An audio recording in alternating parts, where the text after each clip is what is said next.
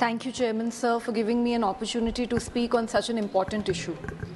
Sir, पिछले 7 दिनों में दिल्ली देश की राजधानी में यूपीएससी की तैयारी करते हुए कई छात्रों की मौत हुई है। 4 छात्रों की मौत हुई है और मैं ये मानती हूँ कि ये मौत नहीं है, हत्या है। सर, हमने देखा किस तरीके से पटेल नगर में एक छात्र, नीलेश राय नाम उसका था, वो लड़का अपने घर के बाहर खड़ा था और वहाँ पर पानी भर गया और इस कारण से जैसे ही उसने गेट पकड़ने की कोशिश करी, उसका करंट लग के उसी वक्त मौत हो गई।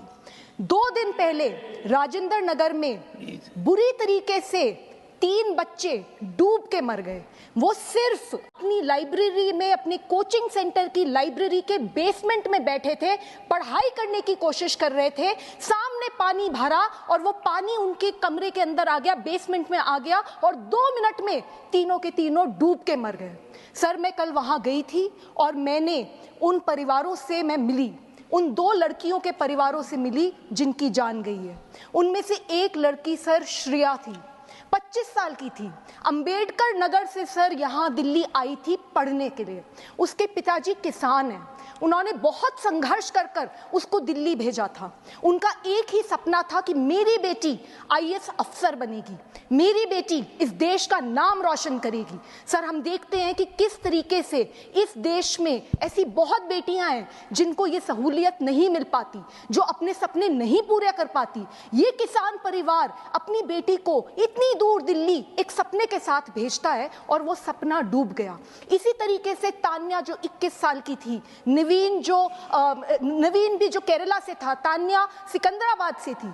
सर, दोनों के दोनों डूब गए। कौन जिम्मेदार है? सर, आज दिल्ली देश की राजधानी में पूरे देश से, अलग अलग कोनों से गरीब परिवारों से सर लोग आते हैं, बच्चे आते हैं यहाँ पर आईएएस ऑफिसर बनने का सपना देखकर। सर, वो सिर्फ अपने लिए नहीं आते, वो एक ऐसा सपना लेकर आते हैं कि हम इस देश की गवर्नेंस में बदलाव लाएंगे, हम भ्रष्टाचार खत्म करेंगे, हम अपने गांव का, हम अपने शहर की स्थिति सुधारेंगे। और सर, इन बच्चों के साथ ऐसा होता है, किसी की कोई जवाबदेही नहीं है। सर, हम ये देखते हैं, मैंने कल जाके देखा राजेंद्र नगर में हर दूसरे घर में इस तरीके का सेंटर खुला हुआ है, इलीगल सेंटर्स खुले हुए हैं।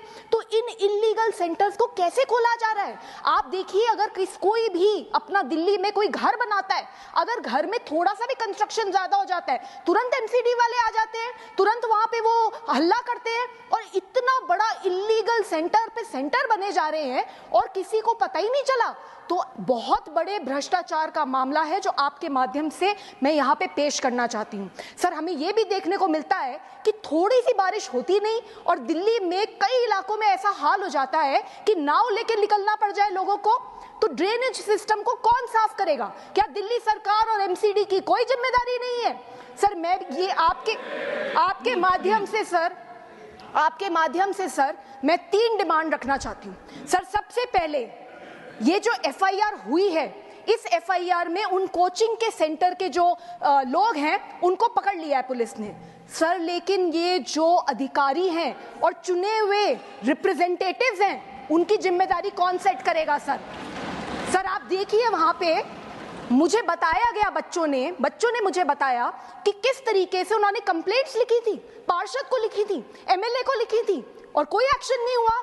तो जो एफआईआर हुई है उसमें पूरी तरीके से जांच होनी चाहिए और ये जितने भी अधिकारी हैं इन सब के ऊपर सख्त से सख्त कार्रवाई होनी चाहिए। एक ऐसा मैसेज देना चाहिए कि आगे किसी की हिम्मत ना हो इस तरीके का लापरवाही या भ्रष्टाचार करने की।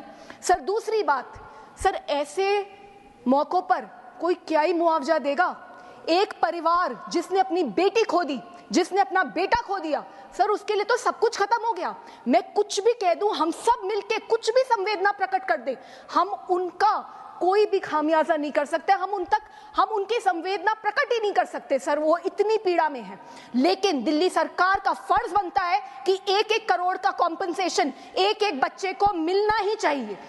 तीसरी बात, सर, हम ये देखते हैं इतने सालों से यूपीएससी की तैयारी करने के लिए दूर दूर जगहों से दिल्ली में बच्चे आते हैं, पर अभी तक दिल्ली सरकार ने इस तरीके के पीजीज को, इस तरीके के कोचिंग सेंटर्स को रेगुलेट करने के लिए कोई कानून नहीं बनाया। यूपीएससी की तैयारी करते हुए जो बच्चे हैं या बाकी एग्जाम्स की तैयारी करते हुए जो बच्चे हैं, उनके वेलफेयर के लिए कोई स्कीमें नहीं बनी है, कोई गाइडलाइंस नहीं है। ये सारी की सारी गाइडलाइंस होनी चाहिए।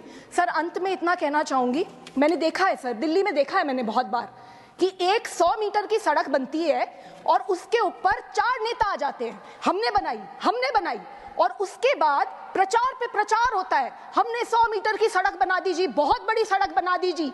और इतना भी देखती हूं कि जब वहां बोर्ड लगता है ना कि किसने सड़क बनाई, उस पे भी लड़ाई हो रही होती है कि नहीं यहां पे मेरा नाम लगेगा।